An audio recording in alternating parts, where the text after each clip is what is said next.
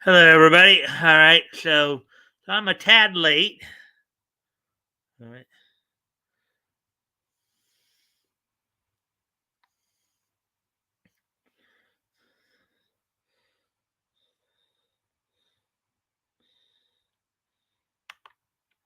Anyway, sorry I'm a tad late there.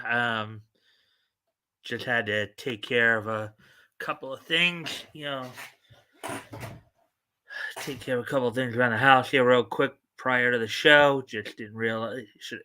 I realized too close to time that I should have probably done them a little earlier. But anyways, so as usual, we're gonna wait a few minutes to give people a chance. Come in. I do think people who've already liked and shared the stream, and hopefully we can get to more friendly people here. Um, and if you haven't already, if you can like and share the stream, and also remember that as we read the news articles tonight, if anything catches your attention, you want to add to the conversation, or if you have any questions, and feel free to ask or comment, and I will, if I can, I'll answer the questions to the best of my ability. So, anyways.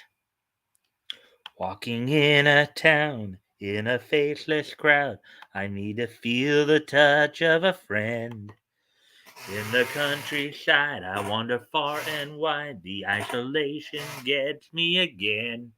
I don't know where to go when I feel like crying. Oh my, it's time to open myself, do something new. I want to stop and grow up a bit. Anyways, give me a sec, folks. I'm gonna just go off camera for a quick moment just to see if I can deal with this glare behind me. Why, of course, you all are waiting. I will turn on the music for you.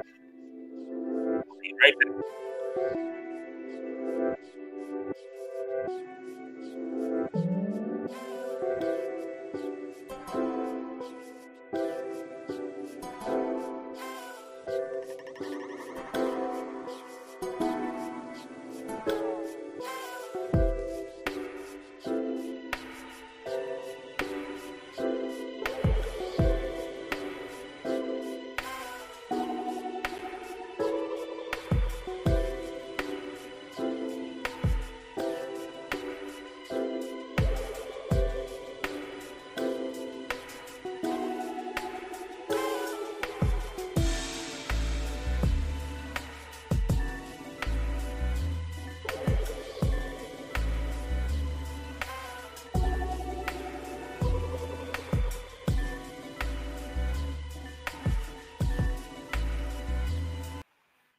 All right, I'm back. Walking in a town, in a faceless crowd, I need to feel the touch of a friend. In the countryside, I wander far and wide, the isolation gets me again.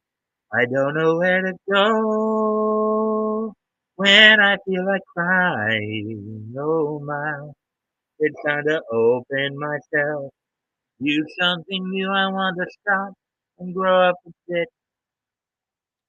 Then suddenly my intuition and my wisdom grows. And then I know that most of all, passionately, strangers wherever we go. Thank you for waking me up. Hong Kong Phooey, number one super guy. Hong Kong Phooey, quicker than a human eye. Bop, bop, bop. Hong Kong Phooey, that's terrific. Scooby Dooby Doo, looking for you. Scooby Dooby Doo, where are you? All the stars are here, waiting for you. Couldn't have a show without ya. Scooby, Scooby Doo. Hey, Scooby, where are you? I'm over here. Flintstones, meet the Flintstones. Have a yabba dabba doo time. From the town of Bedrock, there's a place right out of history. That's right, with the family down the street. Rudolph,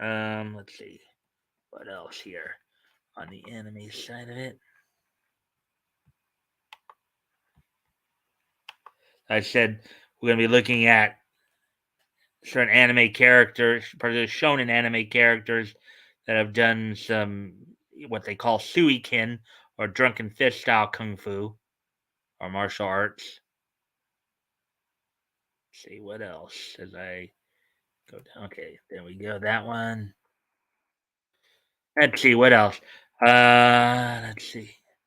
Oh yeah, Daisuke Ashihara, who the creator of World Trigger, is going on. Decided to go on hiatus to deal with health issues. Let's see, we already mentioned that. The all right, Cowboy Bebop honors late writer Keiko Nobumoto. The special screening. Um, how Spy Family saved Tatsuya Endo's career. And as I said, Common Rider's getting a new manga from Titan Comics. Also, on the comic side of it, we found out that Blinky Brown creator Justin Green passed away, as well as Frank Miller of course, the Dark Knight Returns fame, is starting up his own publishing company called Frank Miller Presents. Plus the AEW Roundup. So that's basically all those are all the news items that we're going to be looking into.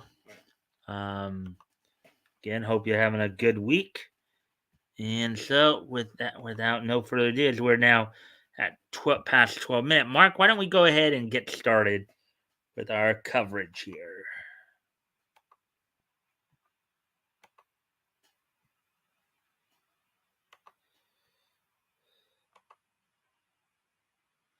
Alrighty then. So here we go.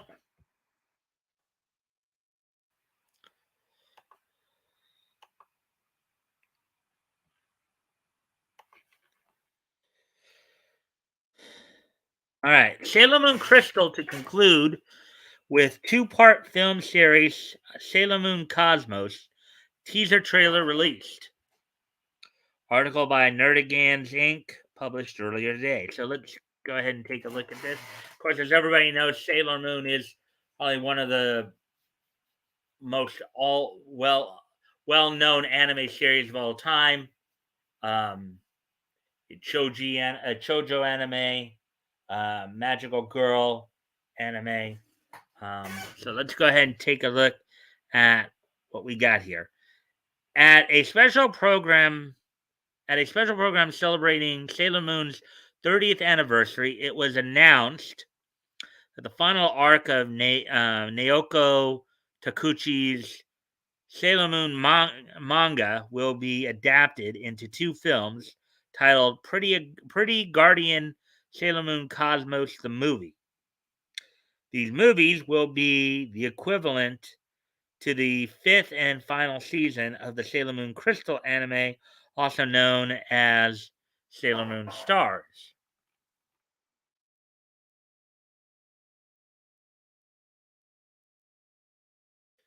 The official Sailor Moon Twitter account confirmed the announcement, writing in brackets update, quote, in brackets update, in the early summer of 2023, it has been decided that the movie version of Bishoujo Senshi Sailor Moon Cosmos, unquote, will be released in two parts in a row, part one and part two,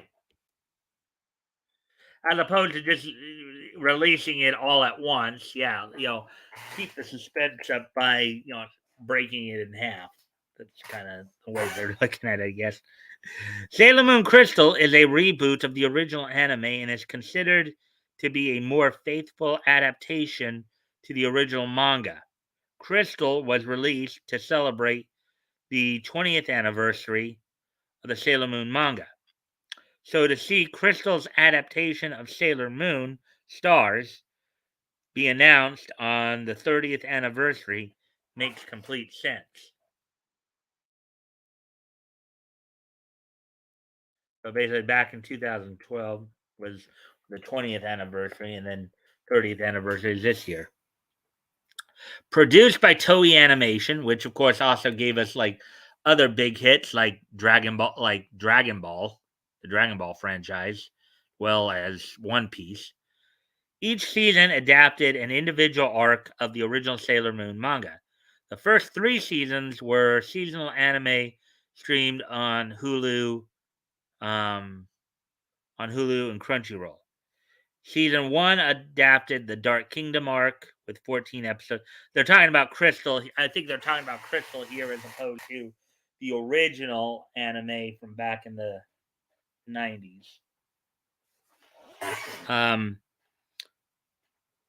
Season 2 adapted the Black Moon arc with 12 episodes, and Season 3 adapted Deathbuster's arc with 13 episodes. Instead of producing a 4th season for the Eternal arc, Toei decided to split the arc into 2 movies titled Sailor Moon Eternal, which streamed on Netflix.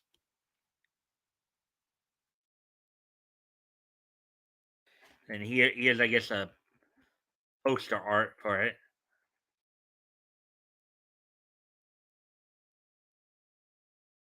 Of course, Pretty Guardian Sailor Moon Crystal Season 4, Eternal the movie Part 1, theatrical 2021.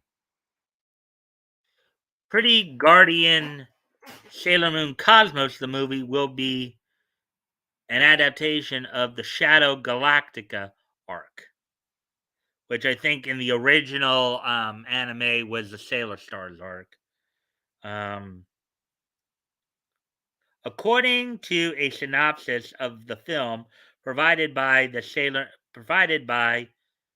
Moon official website, translated via Google Translate, quote, Shadow Galactica, the final chapter of the in quote Sailor Moon series, is drawn in this work. A new enemy, quote, Shadow Galactica, appears, unquote. Oh, friends are targeted one after another, and Sailor Moon and others throw themselves into the battle again, unquote. It continues, quote, in front of the strongest enemy, she seems to be overwhelmed by loneliness, but she still raises her face and moves forward, unquote. Wow. Quote, please look forward to the final story of the strong and beautiful sailor warriors who will face each other while struggling with their mission as to what they are fighting for, unquote, the synopsis concludes. There's some pretty Sailor Moon, Cosmos, the movie.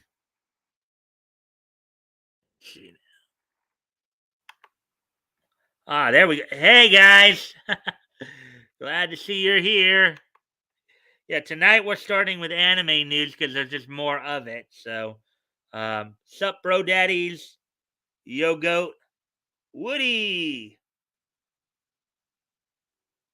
Just you, me, and Sailor Moon. uh, how's golfing? The frisbee weather must be just right this time of year. And then I just tested my guy today. The weather is bad. Wind is kicking. We're gonna try next weekend. I picked him up a little something from the Michigan gift shop, if you know what I mean. Um, he's excited to go golfing. Laugh out loud. All right. So, anyways, all right. Good to see you guys here. Good to see you get back, Goat and Woody. Good to see the conversation going on there. Anyways, as I continue on here, produced by Toei Animation and Studio Dean, the majority of the key production staff are returning from Sailor Moon Eternal. The only change revealed on the official movie website is Tomoya Takahashi replacing Kon as director. Kazuyuki Fudeyasu returns to write the screenplay, whose impressive resume includes Land of the Lustrous, Interspecies Reviewers, and JoJo's Bizarre Adventure. Also returning is the original Sailor Moon anime character designer Kazuko Tadano.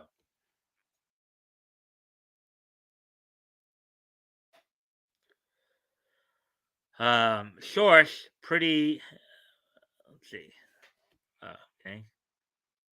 I guess I meant to put that in the black part, but Source, Pretty Guardian, Sailor Moon Cosmos, the movie, 46-second teaser trailer, or, okay, the teaser trailer depicts Sailor Moon Usagi's struggles is due to her powers. Her friends are dragged into the battle.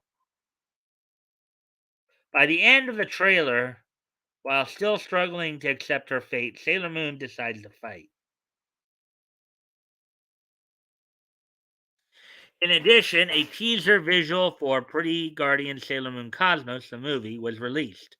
The visual depicts a somber, eternal Sailor Moon staring up at the night sky with a beautiful night view of Tokyo in the background. A description of the image, according to the Bishojo um, Senshi Sailor Moon Cosmos Twitter, states, quote, in addition, the teaser visual has been lifted with a beautiful night view of Tokyo in the background, a melancholy expression, eternal Sailor Moon. I want to see you again.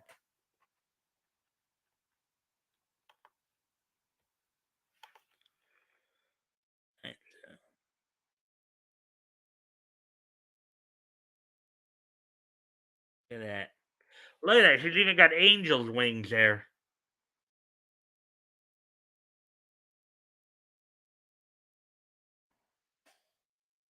I loved Sailor Moon Crystal up until Toei decided to split seasons 4 and 5 into movies. Um, First three seasons were almost perfect adaptations of the manga. It's hard to adapt a whole arc into movies. I want to be hyped, but between questionable decisions by Toei and the director change is very concerning. Well, as I said, my thing is maybe what they're trying to do is they're trying to milk it for all it's worth by splitting it up and stretching it out, trying to get that suspense going for people. Probably what I think. Are you Moonies hyped for Cosmos, or are you concerned? Sound off in the comments. Well, as I said, I believe it's basically a believe it's an attempt on their part to kind of really stretch out the excitement, basically.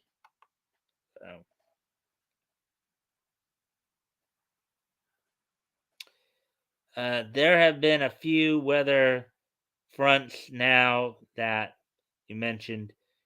We get we get the south and you get the rest. Oh boy.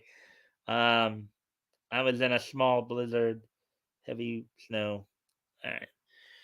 Anyways, all right. Well,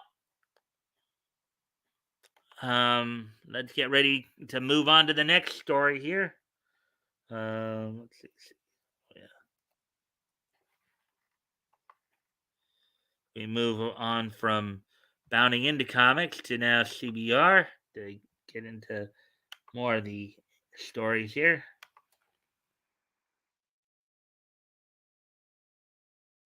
Is that it?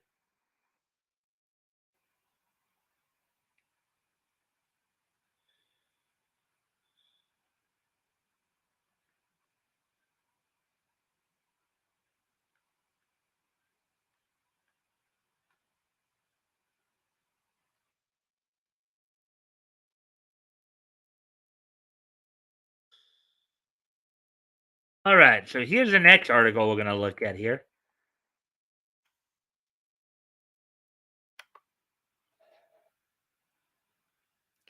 What's up next, my yopper? Well, what's up next is I'm going to smile. Hello, smile. Hope you're having a good day today. Just a reminder, if you guys haven't already, if you guys can like and share the, and see if we can get some more friendly people in here, that'd be appreciated. Um, Anyways, what's up next is we're gonna look at. So they're talking about here Naruto's Rock Lee wasn't shown in anime's only use of the drunken fist technique. Drunken fist, known in Japanese as suiken, um, in the Naruto, as part of the edit, they called it loopy fist. Um, but it is an actual martial art style, believe it or not. So let's get into this. Rock Lee's Drunken Fist borrows from shonen anime and live action martial arts to deliver the most visually spectacular use of the trope to date. Article by Olufolahan Olowoyai, published 23 hours ago. I'm saying that name three times fast. Sui Ken, known to English audiences as Drunken Boxing, has been a staple in martial arts comedy since Jackie Chan's 1978 Drunken Master.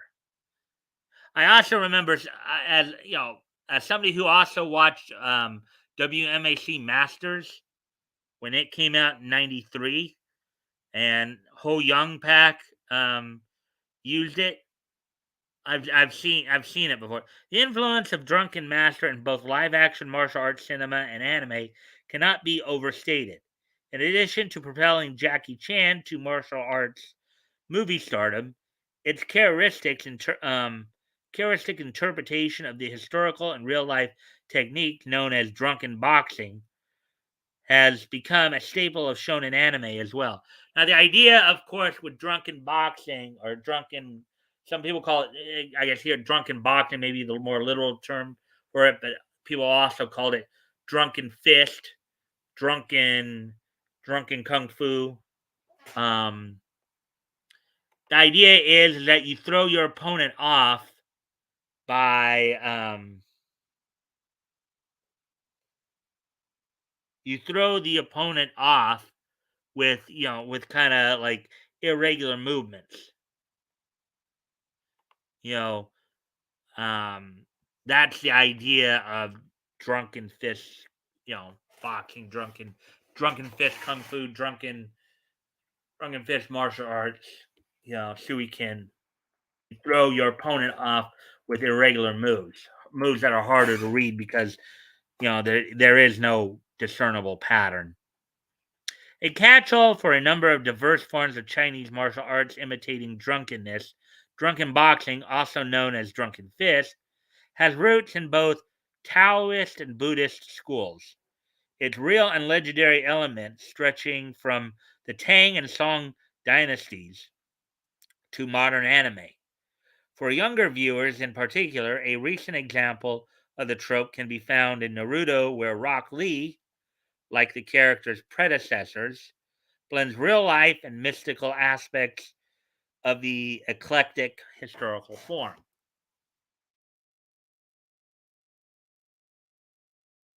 Master Roshi's Drunken Fist emulates Jackie Chan's. So you see it in Dragon Ball there. Martial arts is an integral part of many shonen titles. Its role in Dragon Ball is critical. At the World Martial Arts Tournament, under the not so subtle guise of Jackie Chun, Master Roshi uses Drunken Fist against the young Goku. From the stands, Yamcha describes a style where one, quote, pretends to be drunk, unquote, together with Master Roshi's getup, forming a thinly veiled allusion to Jackie Chan's performance in Drunken Master. At first, Goku is caught completely off guard. but he eventually counters Master Roshi with his own crazy monkey style, a form also remarkably inspired by real kung fu. As I said, the idea of Sui Ken is to throw your opponent off with irregular movements. And he, of course, here's one of the masters of it here. Um, of course, this one takes it a little further. Chu here, Yu Yu Hakusho adds a dash of demon alchemy. I remember this guy too, voiced in English by Kent Williams, of course. So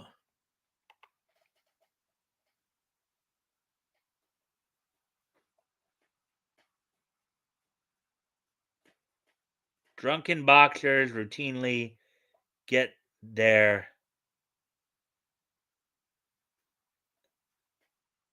ass kicked by MMA.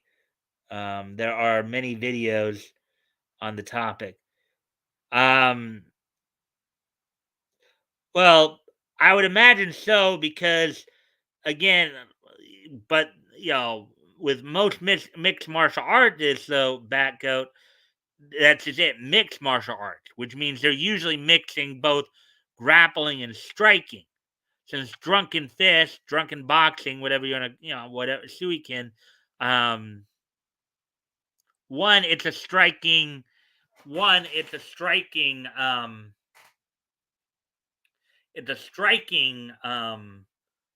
form, which means that strikers generally tend to be weaker in one-on-one situations or in situations where they're dealing with grapple style martial artists, guys who rely more on like wrestling, jujitsu, grapple type martial arts. So,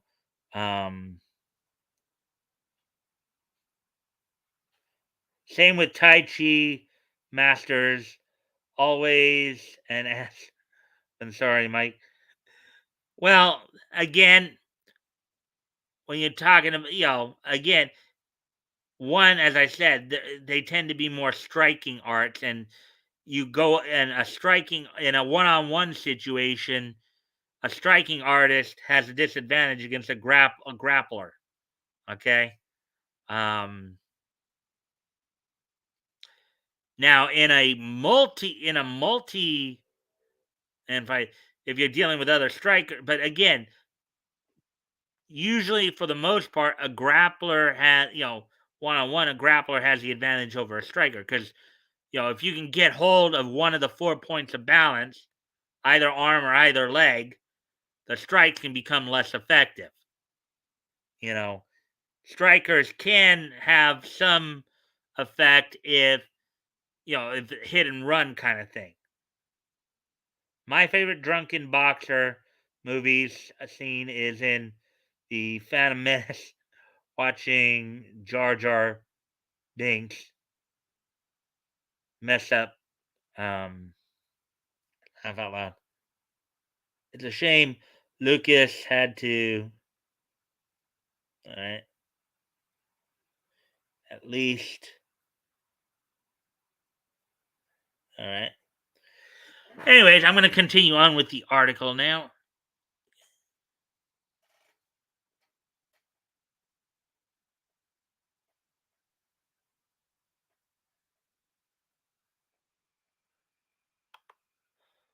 All right. So, anyways, Yu Yu Hakusho blends traditional elements of the folk history surrounding Drunken Fist with fantasy and supernatural elements.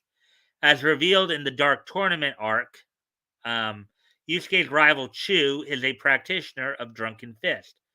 Like both Jackie Chan in Drunken Master and Jackie Chun in Dragon Ball, ingesting alcohol um, adds speed and power to Chu's attacks and makes his movements more unpredictable. Again, and that's again one of the key things about Drunken Fist, about Suiken, is the unpredictability of it.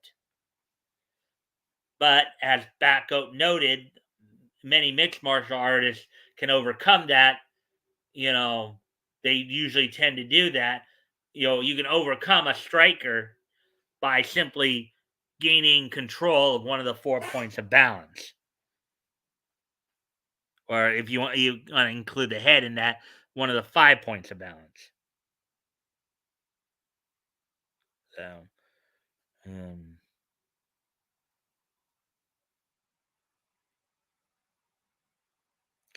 in a twist, however, the special follow on power of Chu's Drunken. In a twist, however, the special follow on power of Chu's Drunken Fist comes from alchemy, with Chu's demon alchemy technique converting the alcohol into added power for his fighting aura, a fabled power of advanced practitioners.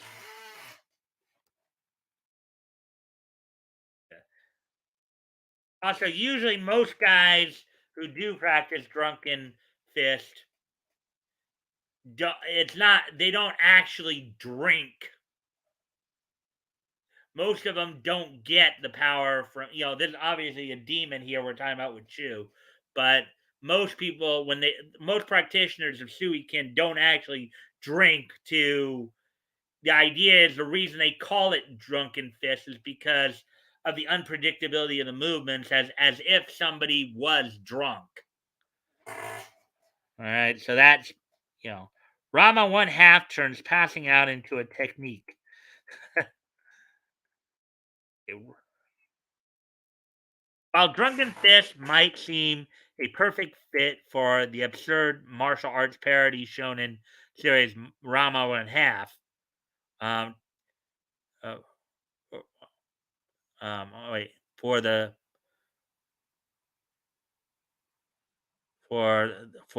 absurd martial arts parody shonen series, Rama one half takes a surprisingly roundabout way into the style.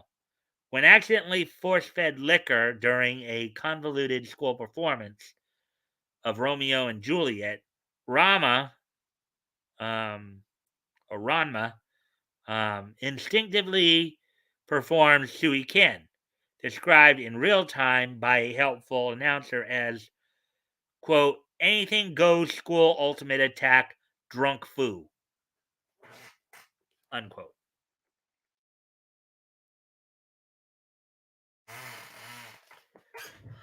Like the previous iterations of the trope, this instinctive technique grants Ranma impeccable defensive timing, unreadable movements, and unorthodox attacks. However, perhaps most notably and immediately recognizable to um, Naruto fans during the announcer's description of Drunken Style's special abilities, Ranma passes out, spread eagled, and snoring loudly. Her actual drunkenness and over effective emulation of a real life movement from a northern variant of Drunken Fist.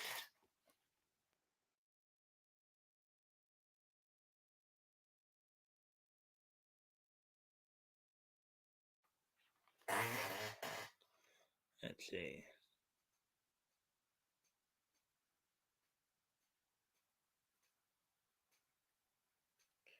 Yeah, yeah, Mike.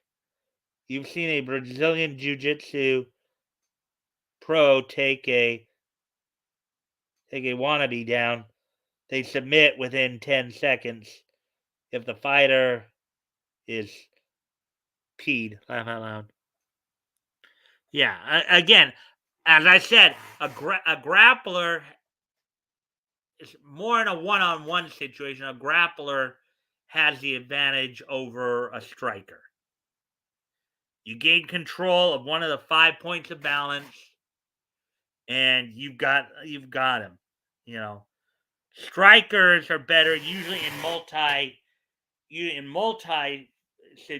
enemy situations or melee situations because it's more hit and run. You're most of those situations you're trying to get away.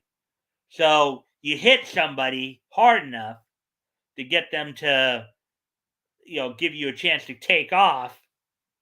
You know, Um, you know, but usually, again, in a one-on-one situation, a grappler tends to have an advantage over a striker.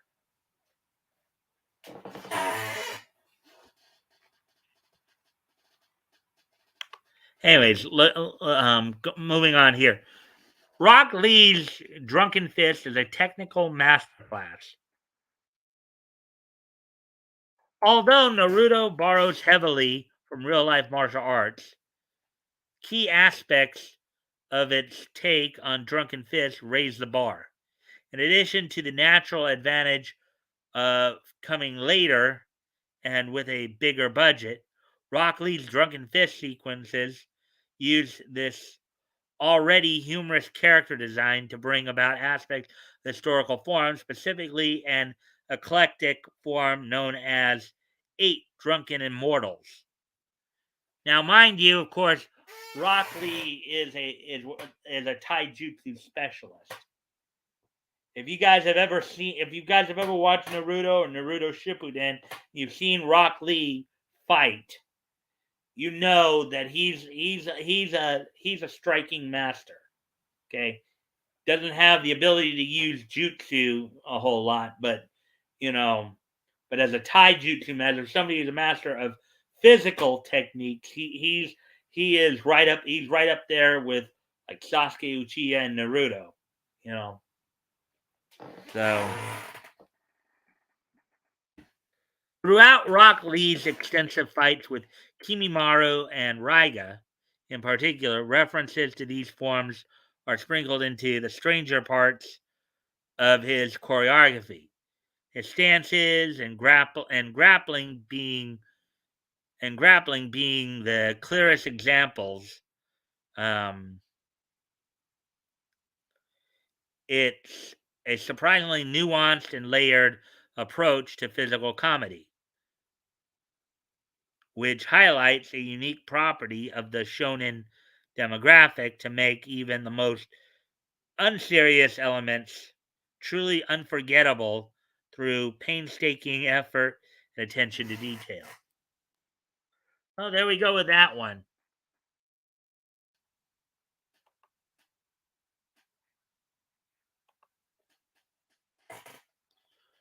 All right, so there we go with that one. We spent quite a bit on time because we're already at the 42-minute mark. So there we go with that one.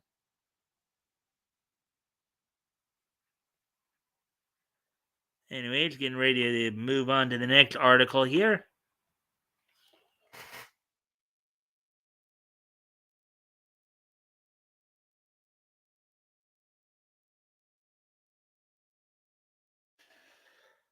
All right, so here's the next article. We're gonna let me just make absolutely sure that I was right here. Yeah, I think.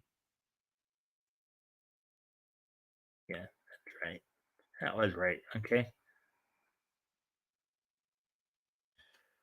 All right. So here's the next article we're gonna look at here from the anime side of it.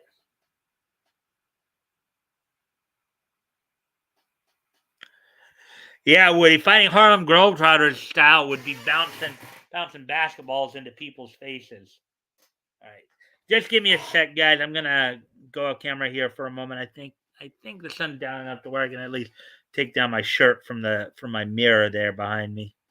I'll be right back here. Actually, I'm gonna need to step away for a moment. I'll be right back.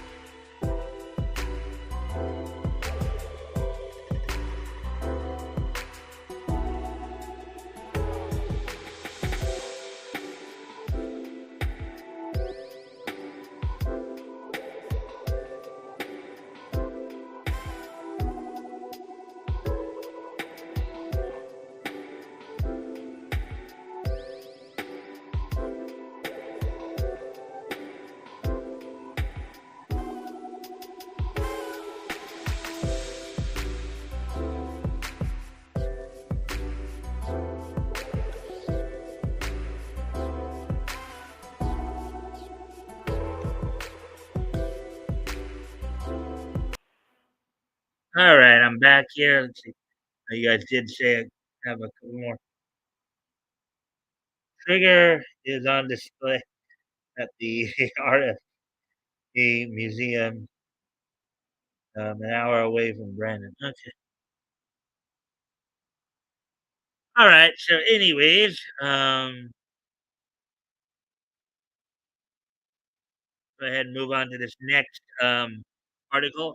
World Trigger, which is an anime, by the way, goes on hiatus due to creator and a manga on hiatus due to creator's health issues. Daisuke Ashihara's World Trigger goes on yet another month-long break due to the author's poor health, delaying the newest chapter to a June release. So, this is the manga they're talking about by Hansini Wasalamudalige, published 13 hours ago. All right. The World Trigger manga will be taking a hiatus due to creator Daisuke Ashihara's health issues. As announced by the series' official Twitter account and translated by Crunchyroll, the official Twitter account for the adventure sci-fi series stated that the manga will be taking a month-long break because of Ashihara's quote-unquote poor physical condition.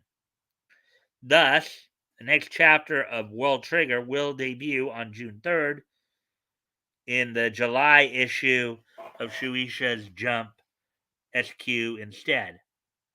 So, so again, yeah, the release date is a month, usually a month behind the cover date for them as well. This is not the first time that Ashihara's poor health has caused a delayed release of World Trigger chapters. The manga series took a month-long break in January this year for the February issue of Jump SQ, nor was it published in March. May and November last year, um, Ashihara's condition even caused the manga to go on hiatus in 2016 for around 2 years. Despite these frequent breaks, the exact nature of the author's health problems have not been disclosed. Hmm. You would think they'd want fans to know so they can send them their well wishes, but I guess not. I guess the guy's just a very private guy when it comes to that. Sweet pizza over. Pizza ordered. Full on Tien Mutant Ninja Turtles down in the Cowabunga dudes. ah. Anyways, so continuing on here. Set in a world where monsters known as neighbors um, have invaded Earth through a gate in Mikado City that leads to another realm, World Trigger follows Osamu Mikumo, a high school student who is secretly a member in training of an organization set up to fight these beasts called the Border Defense Agency. Using specialist weapons called triggers, Border manages to keep the neighbors in check, and life in Mikado City more or less returns to normal under the group's vigilant guard. Everything changes, however, when Mikumo discovers that the mysterious transfer student Yuma Kuga is actually a humanoid neighbor in disguise. Thus begins an action packed tale as Mikumo helps Kuga to hide his true identity from the watchful eyes of Border, while also learning more about himself along the way.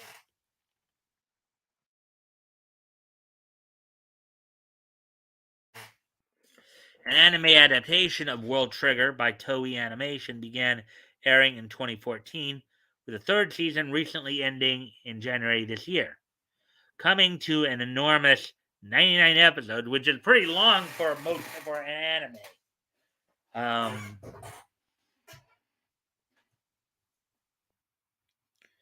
The show boasts considerable talent behind the scenes, with Morio Hatano from One Piece directing the second and third seasons, Ghost in the Shell's Kenji Kawai composing the music, and Hiroyuki Yoshino of Code Geass fame serving as head writer.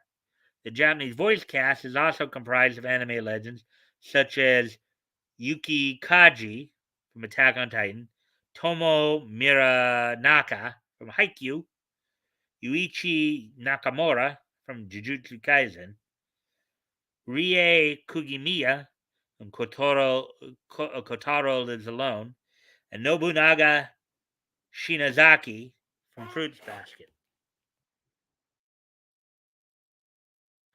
The World Trigger manga is available in English physically through Viz Media's license of the series and digitally through the company's weekly Shonen Jump subscription.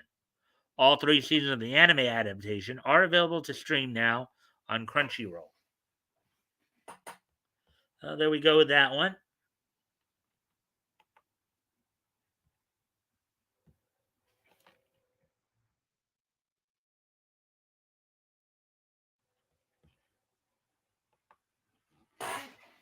See what you guys might be.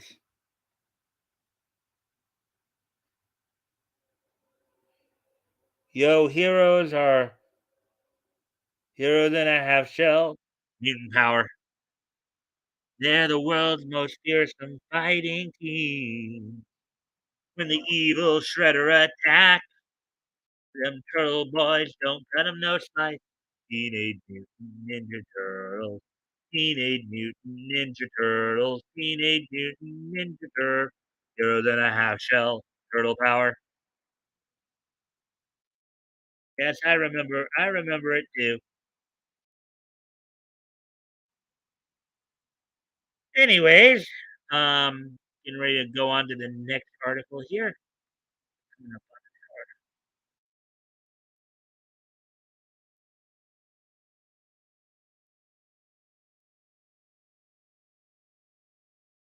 All right, here's the next article we're gonna look at. This might be if well, I don't know if you guys watched Tsunami back in the '90s. I know you guys are a little on the may not have, but here's another one. So, Cowboy Bebop honors late writer Keiko Nobumoto with a special screening. Anime industry luminaries such as director Shinichiro Watanabe and writer Dai Sato will be on hand to honor legendary scriptwriter Keiko Nobumoto. Article by Michael Lacerna, published an hours ago. So I guess the one on the right there, live, that's Keiko Nobumoto right there. On the left, of course, if you've ever watched Cowboy, you know that's Spike Spiegel right there. Several of the anime industry's top creators will be part of an event honoring the life of Cowboy Bebop and Wolf's Rain writer Keiko Nobumoto. As reported by Comic Natalie, a special event honoring the work of the late Keiko Nobumoto will be held at Tokyo's Metropolitan Hall Mixa venue on May 7th. So that's actually a week from this Saturday.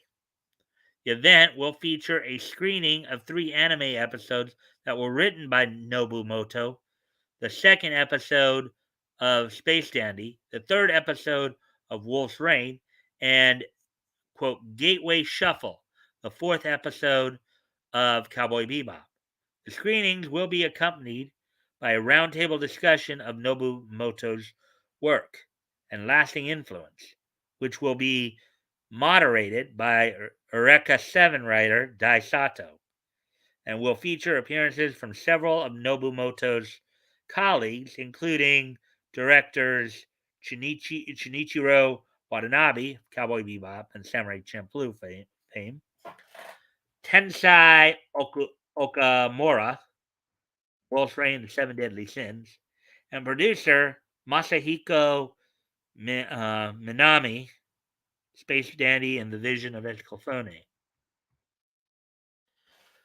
Nobumoto passed away on December 1st at age 57. Her death was announced to the public by Sato, who worked with her on the production of Cowboy Bebop, and described her as, quote, the person who guided me like a master, unquote. A year before her death, Nobumoto announced that she was retiring to concentrate on her battle with esophageal, esophageal, esophageal, esophageal cancer. Again, try saying that one 3 times fast.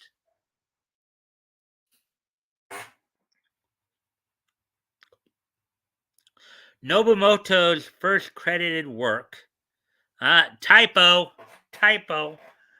That I read it as work, but they spelled it as rock.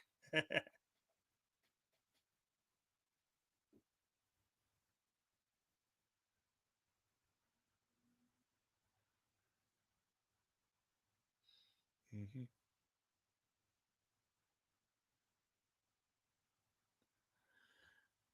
Uh,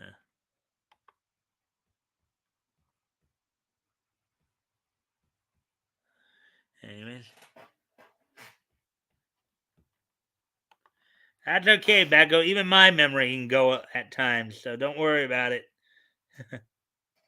Mike and Woody, I'll have a few pics to share of my Michigan trip tomorrow. Cool.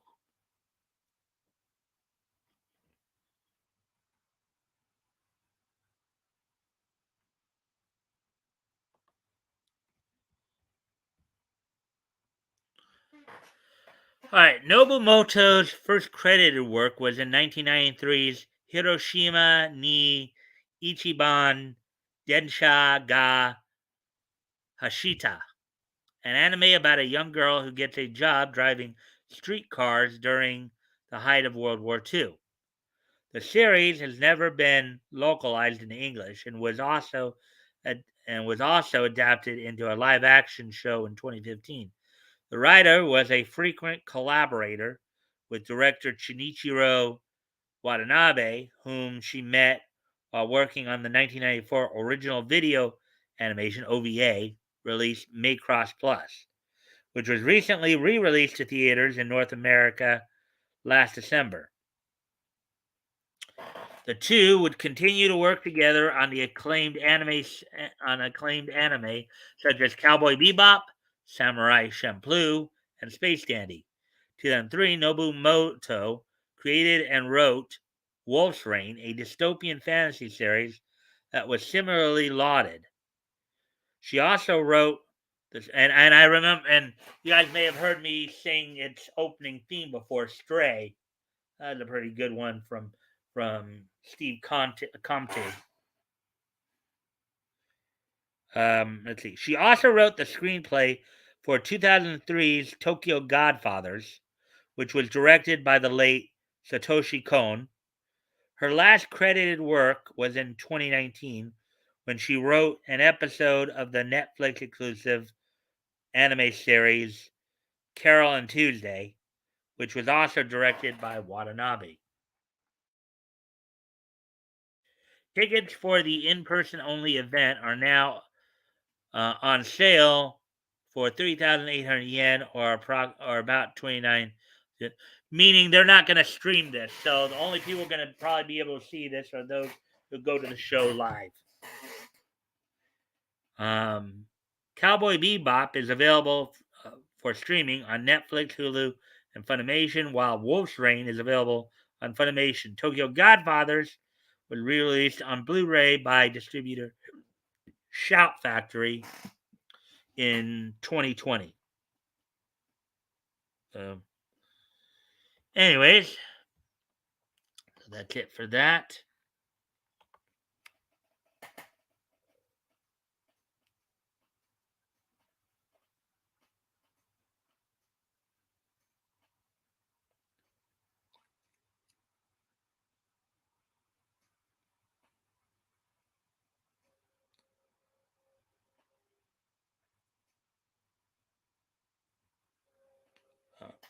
Japanese do like to smoke. I prefer Robotech as it aired in 1985.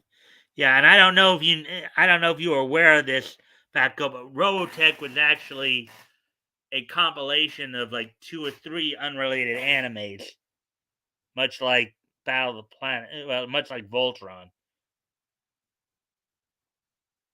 on American TV. I remember that shit. All right, so anyway, it's getting ready to move on to the next article here. Let's see. Yeah, we're just past the hour mark. I know the story. It's complicated. Yeah.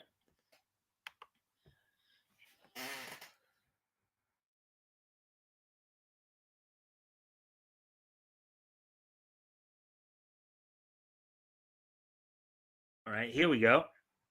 Here's the next anime article we'll do here. How Spy Family saved Tatsuya Endo's manga career. Spy Family has proved to be the latest shonen anime hit. Here's the full scoop on the previous works of its creator Tatsuya Endo. Article by Paige Velocine, published 7 hours ago. All right. With an anime adaptation currently airing in the spring of 2022 season and manga sales in the millions, to say that Spy Family has been a success would be a massive understatement. Volume 1 of the manga alone sold 50,000 units on its launch day in Japan. However, creator Tatsuya Endo's name has not always been one that's equated to success. In fact, most of his manga prior to the release of Spy Family, um, and the reason I'm saying Spy Family and not pronouncing the X is kind of like a in Japanese writing, from when in, as they make the translation from Japanese script to human text, the X is actually more like a hyphen or punctuation mark. You don't necessarily pronounce like Hunter x Hunter. Another example of that.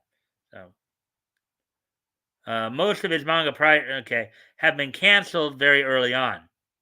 This has happened so frequently that he's earned the not so affectionate moniker, quote unquote, Axeman.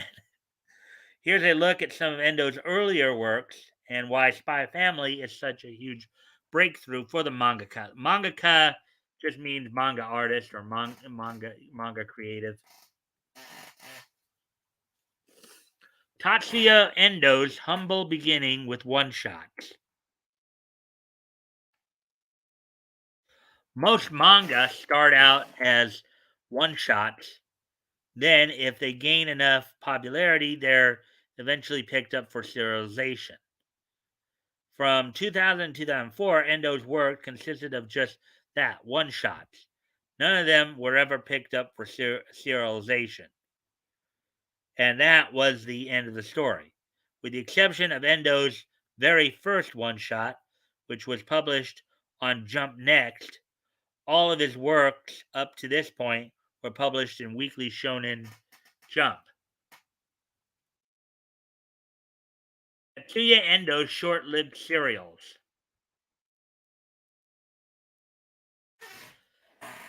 Tista, Endo's first serialized work, ran for 1 year from 2007 to 2008 with a total of 9 chapters. It was an action mystery tale set in New York starring a young girl named Tista, who moonlights as an assassin. The series was published on Jump SQ, but was quickly canceled due to low readership.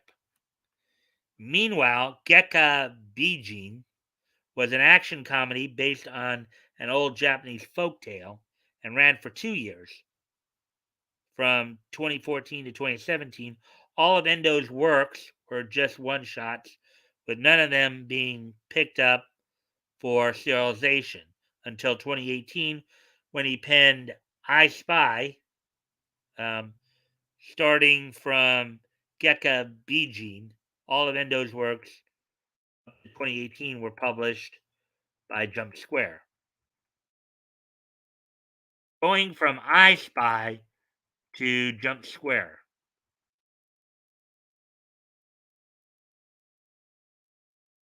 Let's see.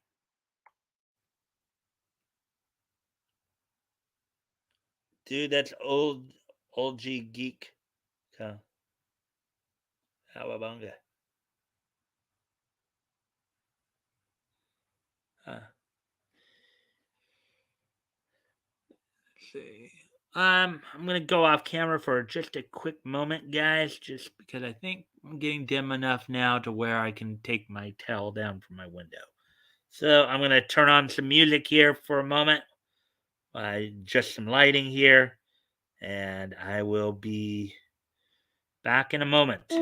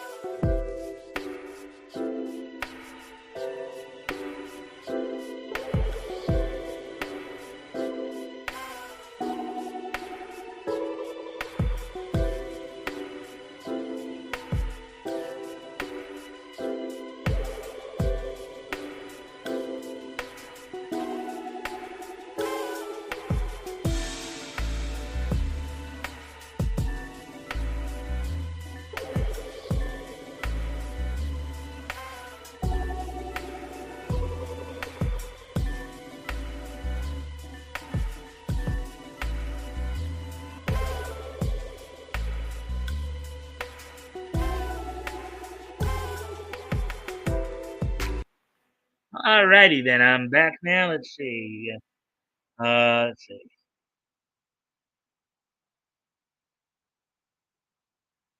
Right, okay. So let's continue on with the article here. Let's see. As with most one shots, I Spy acted as a prototype for what would eventually become Spy Family. Quite a few of the characters featured in the one shot bear a resemblance to the main characters we all know and love today, although the story itself um, is very different. Instead of a wholesome found family comedy, I Spy's version of the story follows a lovesick teenage girl with a natural ability for sneaking around. Develops a crush on a handsome older man who, unbeknownst to her, is actually an elite spy. The one shot gained enough popularization on Shonen Jump Plus. While some were skeptical over Spy Family's lifespan given Endo's reputation, the doubters were quickly proven wrong. It went on to become a massively popular work on Shonen Jump Plus and has won several awards, including an Eisner Award and a Harvey Award, all within just 3 years of serialization.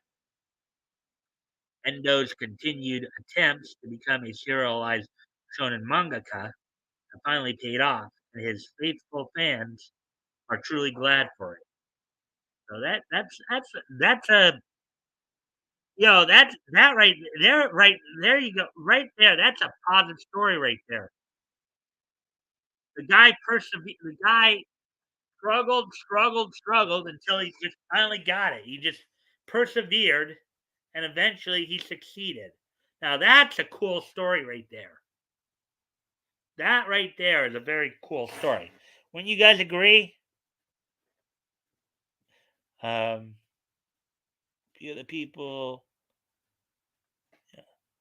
I mean, Tatsuya Endo, wanted to become a mangaka. He wanted to become a mangaka who was successful, who got serialized, kept at it, and he succeeded. Yeah, Mickey Mantle left our company for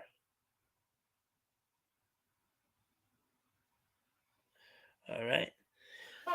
Okay, so anyways, let's get ready to go on to the next article here. I'm wondering how many more we got here in the anime section. Let's see.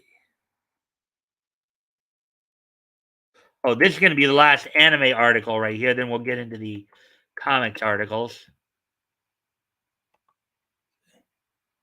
So, yeah, we're making good time still. All right, so here's the last anime article of the night before we get into the two comic articles, and then this was kind of manga comic as well. New Kamen Rider manga comes to Titan Comics. Titan Comics announces it will release the classic Kamen Rider Kuga manga, as well as the all-new Kamen Rider Zero One comic for Stonebot Studios. Article by Michael Lacerna, published 6 hours ago. Kamen Rider fans in the West have two new official releases to look forward to, thanks to Titan Comics. The publisher announced today that it has partnered with Stonebot Studios to release two new Kamen Rider titles under its Titan manga imprint. The first of these, Kamen Rider Kuga, is the manga adaptation of the fan favorite 10th installment in Toei's long-running tokusatsu series, Masked Hero franchise. The manga was drawn by Hitotsu Yokoshima. It was written by tokusatsu veteran Toshiki Inoue,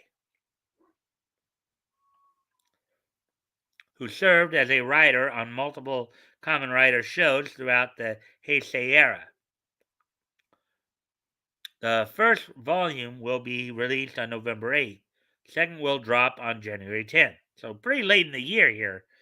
The second title in the partnership, Kamen Rider Zero One, will be based on the world of the 2020 live-action TV series of the same name.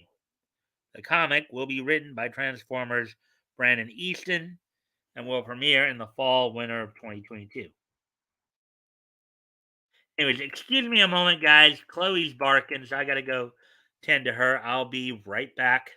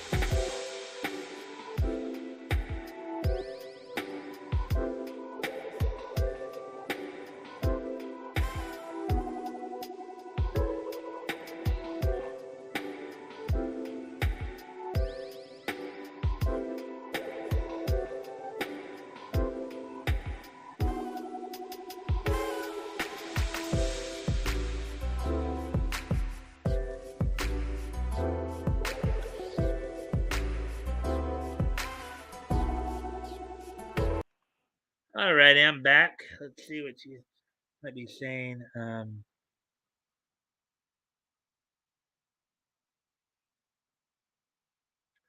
Very cool. The guy in the credits nerd, Mickey, is cool. Okay.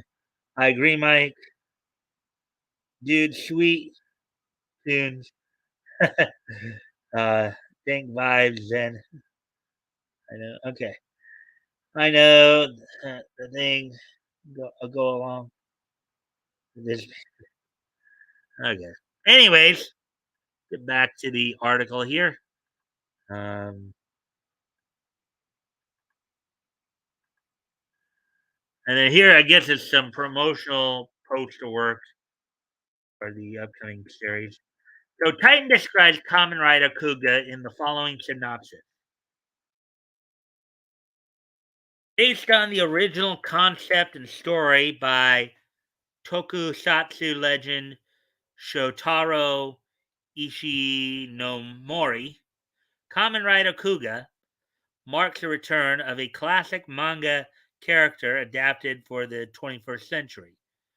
That's sure to surprise both new and veteran fans alike. Kamen Rider Kuga goes beyond the bounds of a normal adaptation and redefines its hero for modern audiences, expanding its universe and connecting to other incarnations of the bug-eyed hero in a completely approachable way for new readers who haven't encountered a common writer story before.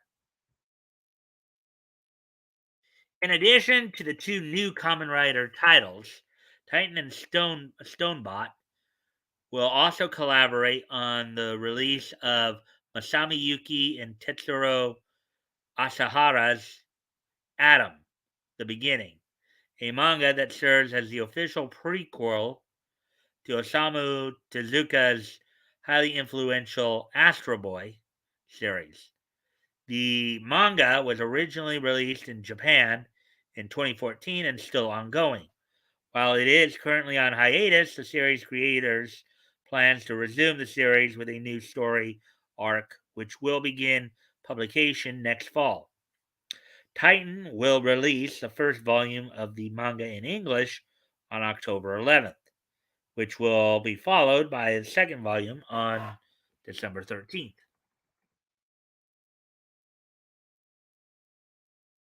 But we are so excited to be working with Stonebot, said Titan, said Titan's publishing director John G. G. Wayakowski, um, on the new collaboration. Quote, we have a successful history with manga publishing, but this new partnership will bring the imprint to new levels. Unquote. The notably Furbus free Kamen Rider Zero One TV series is now available for streaming through Shout Factory. The newest entry in the franchise, Kamen Rider Revive, is currently airing on Japanese TV. A new movie entitled Shin Kamen Rider is being directed by Evangelion creator Hideaki Anno. It's scheduled to premiere in 2023. Source Titan Manga. Alrighty then. So there we go with that one. So that's all of the anime stories we have for you tonight. We got a couple of comic stories to go over as well. We have a couple. We have some new people dropping in. Um, let's see what you guys.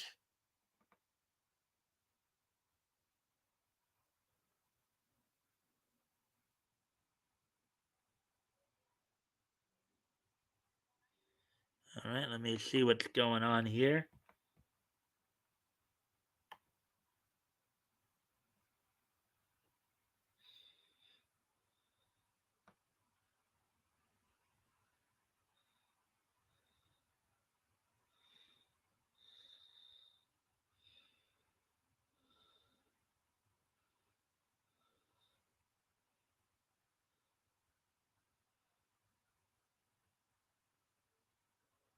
Not really.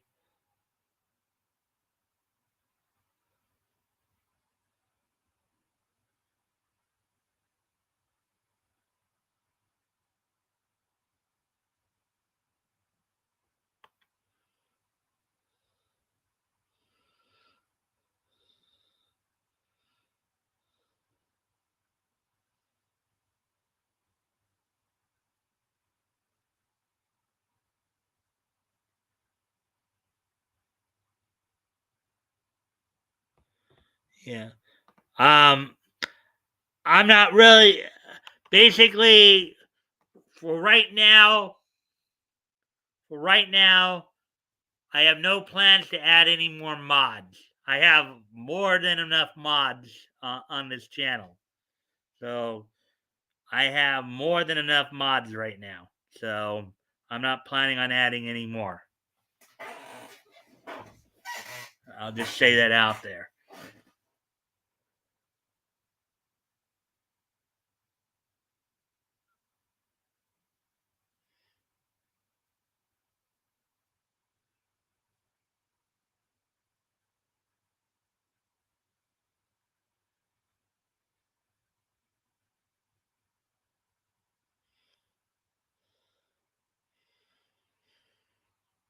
Hey, Toys. How you doing, man? We just got done with all the anime articles. Just catching up on some of the chats a little bit here. Got some newer people in as well. Hopefully, you guys are enjoying the content thus far. We're now going to get into the comics articles. And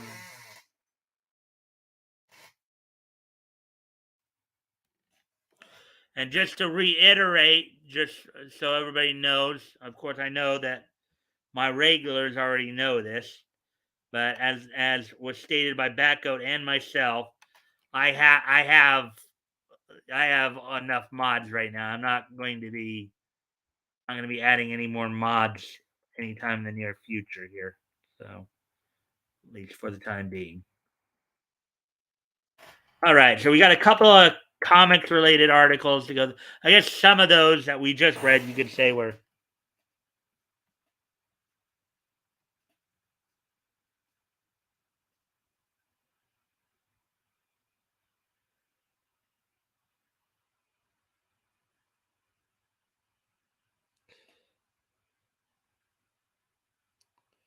good ethic. Yeah.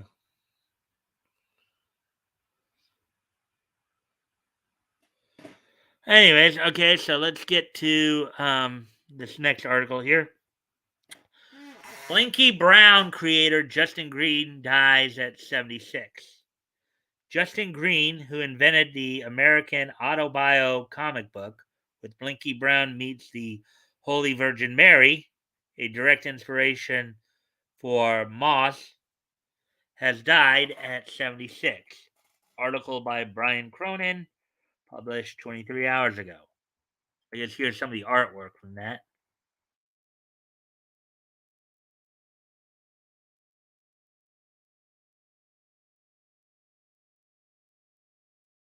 Justin Green, who effectively created the American autobiographical comic book with his landmark 1972 independent comic Blinky Brown Meets the Holy Virgin Mary, which directly inspired Green's friend Art Spiegelman into creating Moss, has passed away at the age of 76. Born in 1946, Green was raised Catholic in Chicago until he rejected the religion when he was 13 because he believed that it gave him quote unquote compulsive neuroses. He was later diagnosed with obsessive compulsive disorder, OCD. Green was studying,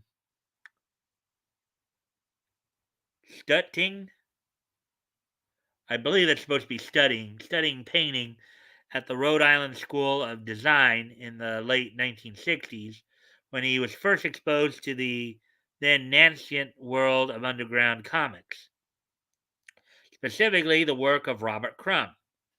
The field of comics spoke to Green and soon he moved to San Francisco, which was then the center of the underground comic scene.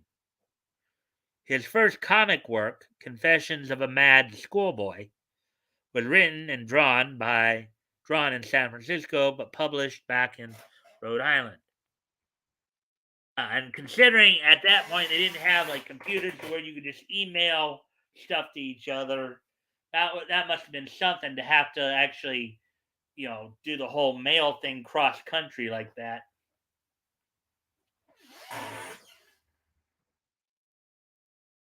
Green then invented Blinky Brown character in the comics newspaper Yellow Dog, a story called, quote, Blinky Brown makes up his own puberty rights.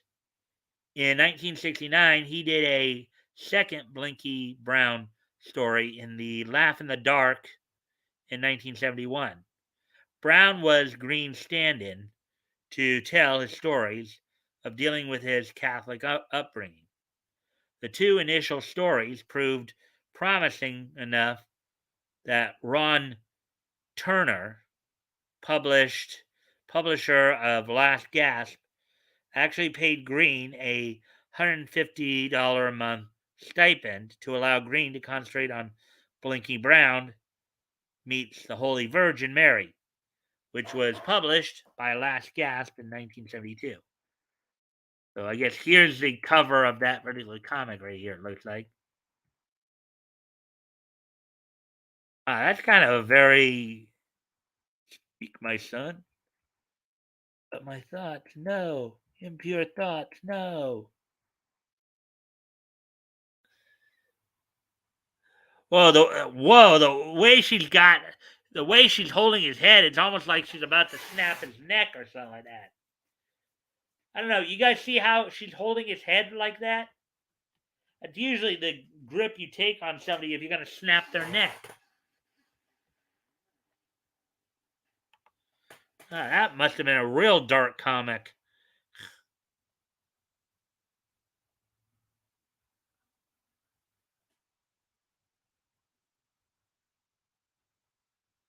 That last story was about Kamen Rider, yeah. The last anime story.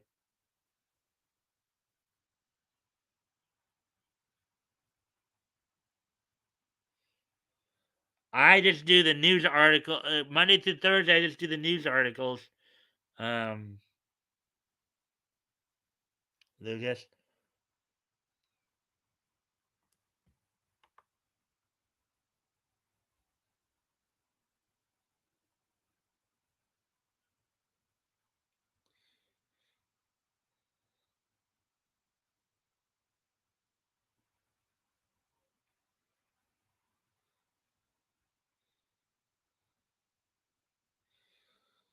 mm.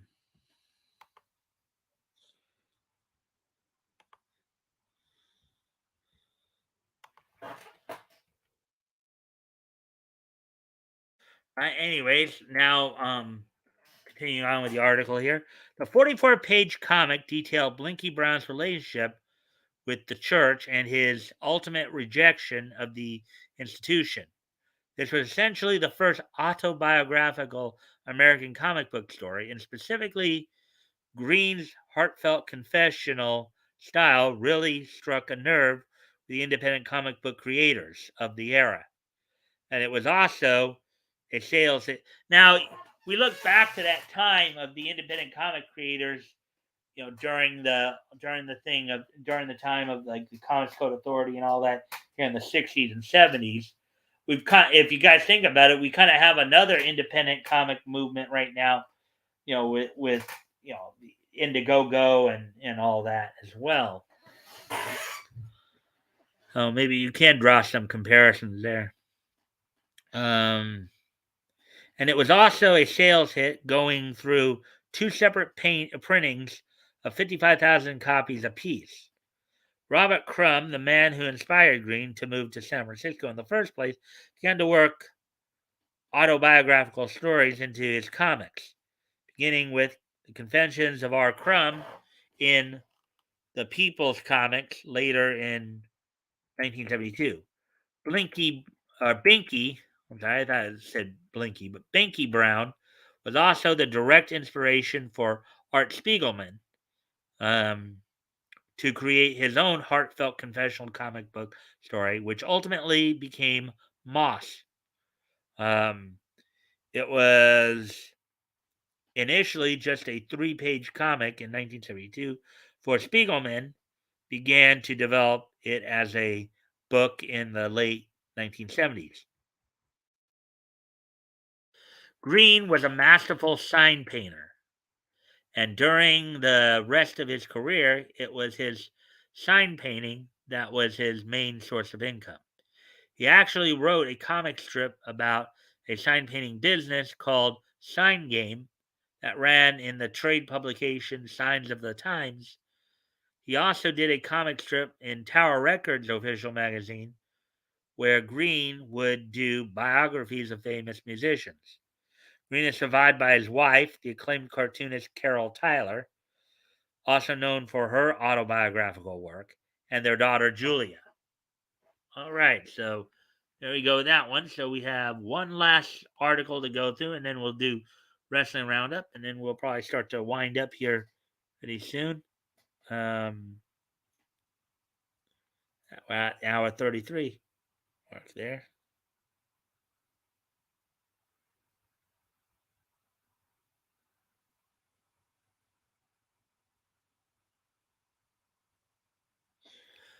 So, anyways,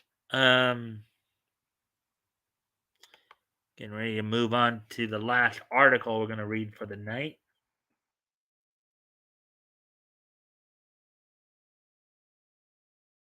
Oh, here we go. All right. Dark Knight Returns Sin City creator Frank Miller launches publishing company with Dan Didio. All right. So, Dan Didio, as some of you might remember, used to work with DC Comics, before they let him go a couple years ago. So the Dark Knight Returns and Sin City creator Frank Miller is launching his own publishing company, Frank Miller Presents, with Dan Didio. Article by Brandon Schwer, published 9 hours ago. There, I guess, is black, right picture of Miller right there. Frank Miller, the legendary creator behind The Dark Knight Returns, 300, and much more, is launching his own independent publishing company alongside Dan Didio, with new Sin City and Ronin titles soon on the way. According to The Hollywood Reporter, Miller will serve as the president and editor in chief of the company, named Frank Miller Presents.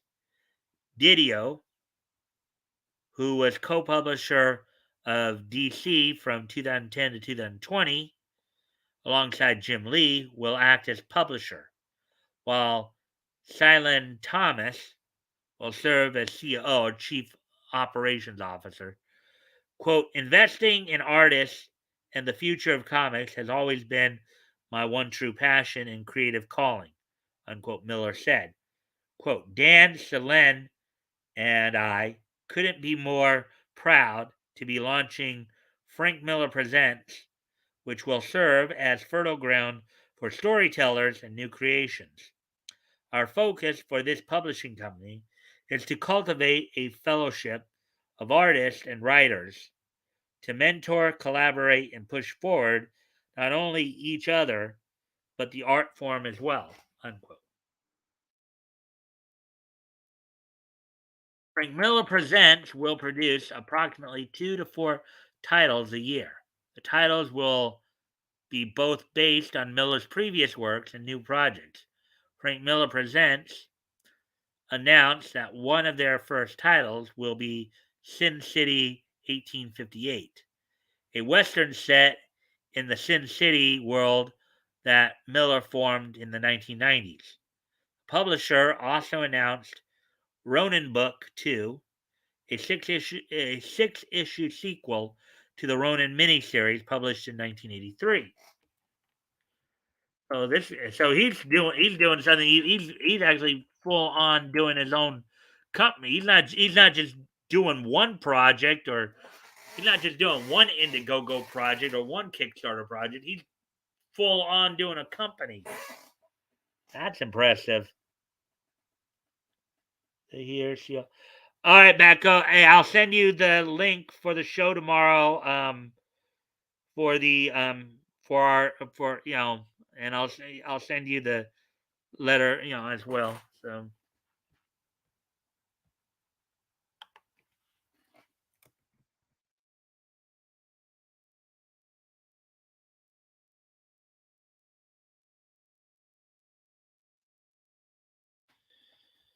Anyways.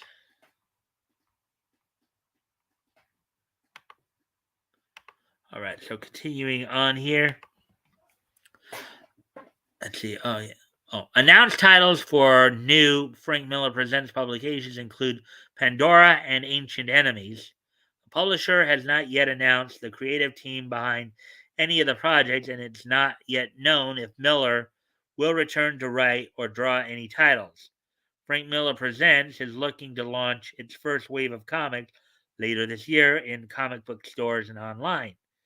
Miller's previous work will remain with its original publishers.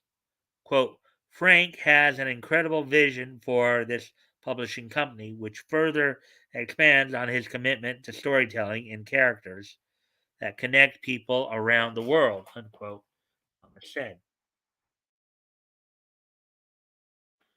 Miller got his start in professional comic books when he worked on projects from publishers such as Gold Key, DC, and Marvel during the 1970s. He went on to create many widely beloved series for a number of publishers, including The Dark Knight Returns, Daredevil Born Again, Batman Year One, and many others. The 2000s saw Miller revisit some of his previous work when collaborating on a number of Dark Knight Returns sequels, including Batman The Dark Knight Strikes Again, The Dark Knight 3, The Master Race, The Dark Knight Returns, The Last Crusade, and Dark Knight Returns, The Golden Child. In 2005, Miller made his directorial debut in the film industry when he co-directed Sin City alongside Robert Rodriguez. He followed that up in 2000, with 2008's The Spirit, 2014 Sin City, A Dame to Kill For. So there we go. So that's all of the articles that we'll be reading tonight. With that, so some last piece of news. So we're an hour 40 already. We'll start to wind down soon. So the last bit of news that I want to talk a little bit about, of course, is some wrestling news. Though recapping what happened on last night's Dynamite episode of AEW Dynamite. The main event saw Scorpio Sky win back the TNT title from Sammy Guevara, ending probably Sammy Guevara's shortest reign as champion at 12 days. In a very brutal ladder match. Another very brutal match saw a ladies' Philadelphia street fight between former AEW Women's Champion Hikaru Shida, the longest reigning women's champion, as well as the longest reigning champion period in AEW history, taking on Serena Deeb. Serena Deeb, who of course was in the WWE as one of CM Punk's acolytes back a few years ago. She actually won the match with Hikaru Shida and took their series 3-2 basically. Also, Wardlow defeated the Murder Hawk Monster Lance Archer. Let's see now. And the opening match of the night saw in a qualifier for the Owen Hart tournament in the males bracket, probably considered one of the top tag teams in the world right now. FTR faced off against one another as Dax Harwood and Cash Wheeler faced off in the match, with Dax Harwood winning the match and advancing in the tournament. So that's all that went down there. So with that, guys, it's a good time to start winding down here. Um, as we now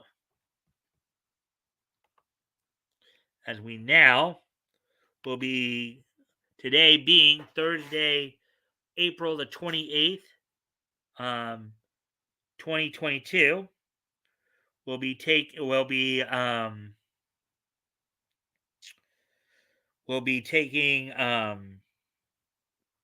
a look back at this day in Nietzsche history.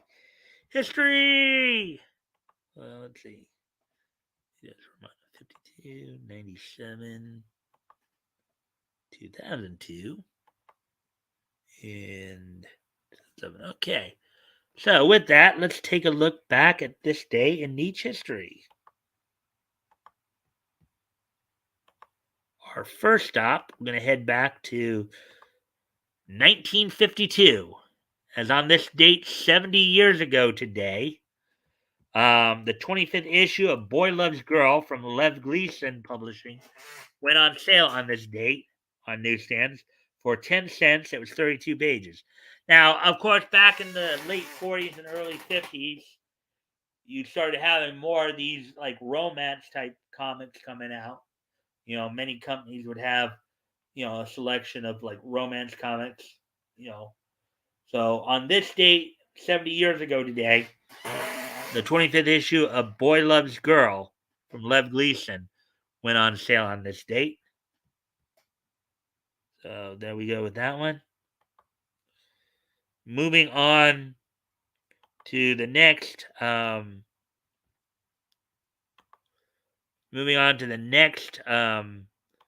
piece in each history.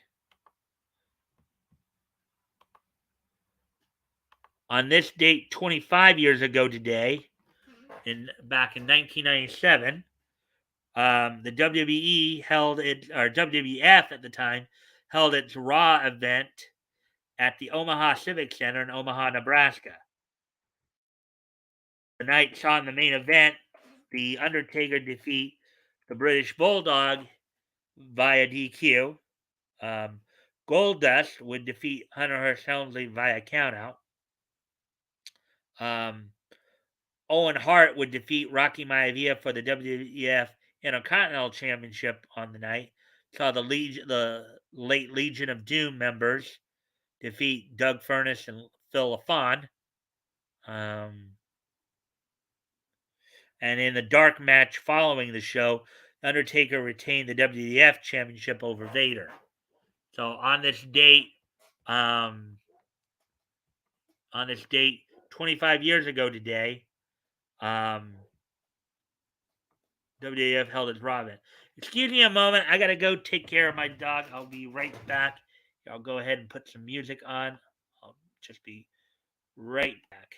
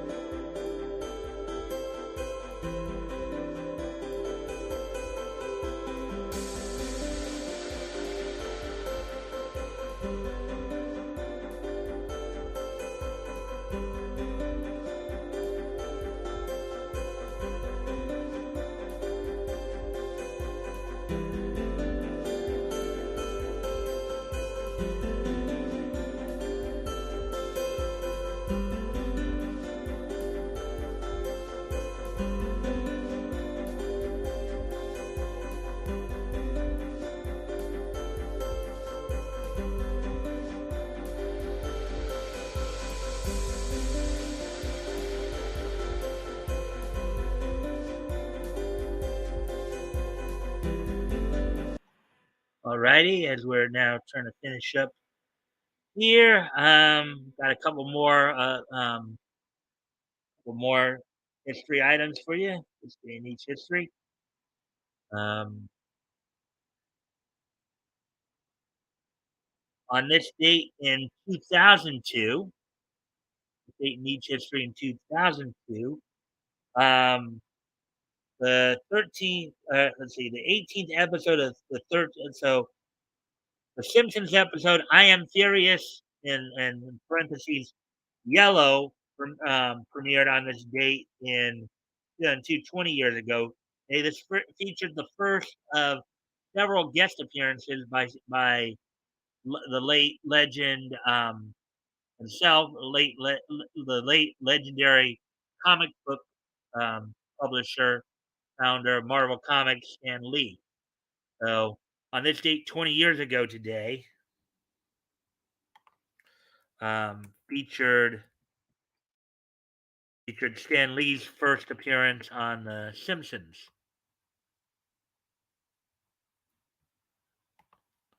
So this was the episode "I Am Furious," in parentheses yellow there, which featured the first of many guest appearances by Stan Lee on The Simpsons. So, anyways, and one last piece of niche history to do real quick here.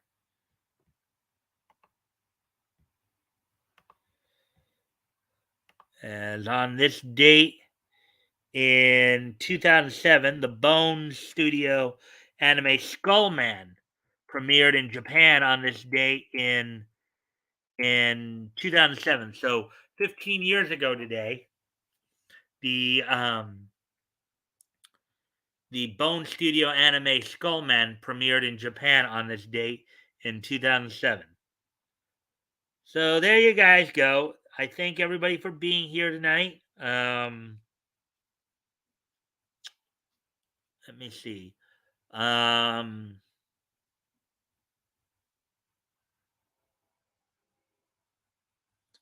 Thank you everybody for being here tonight. Don't forget, tomorrow night is our historical comic retrospect, where we'll be finishing off our coverage of December 1938, looking over comics that went on sale from the United Features Syndicate. Batgoat will be joining me. I know he's already left for the night, but um, so so and he also, don't forget, guys, this Saturday, I'll be so tomorrow night. Be back here, 6 p.m. Pacific, 9 Eastern, 8 Central. And don't forget, this Saturday I'll be on RJ Carter's Critical Blast channel, where I'll be promoting the channel. That will be on 8 Eastern, 7 Central, 5 Pacific. So I hope to see everybody. I hope everybody enjoyed the content tonight. I hope to see everybody back here tomorrow. We look back again to some great comics of old, and and look back to some vintage times. Anyways, guys, I will see you tomorrow. Bye.